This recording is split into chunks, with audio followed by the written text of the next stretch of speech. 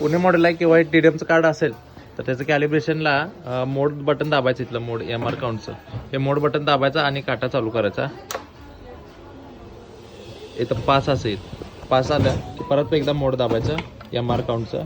नंतर पासवर्ड 2012 टाकायचा तिथं.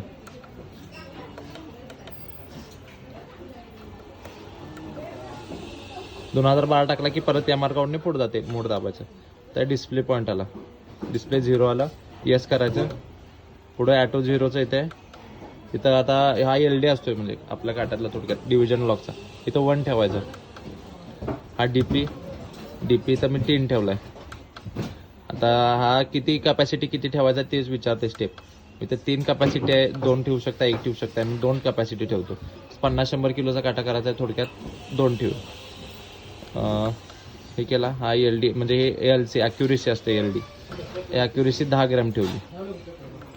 कॅपॅसिटी पहिली 100 किलो सेट केली. हा LD2 म्हणजे दुसरी ॲक्युरेसी, ही एक आहे. इथं 10 करू आपण.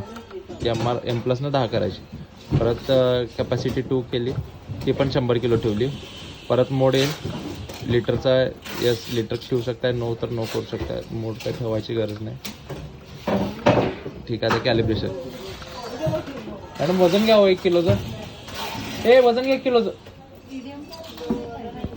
आता हे काउंट आले, काउंट स्टेबल आहेत का बघायचे, वाढतात का बघायचे. परत वाढल्यात, बरोबर आहे. आता हे परत स्टेबल झाले.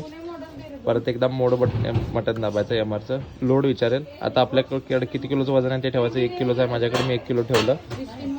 परत एकदा हे लोड MR बटन दाबलं. इथं 5 किलो आहे, आता 1 किलो सेट करायचं. ते M+ आणि NGच्या बटनाने.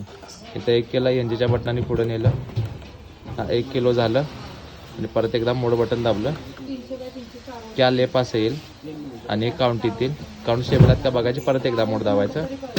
हा डन झालं. 1 किलोचं कॅलिब्रेशन झालं. आता काढून बघू शकतो. हे 1 किलोचं कॅलिब्रेशन. ओके.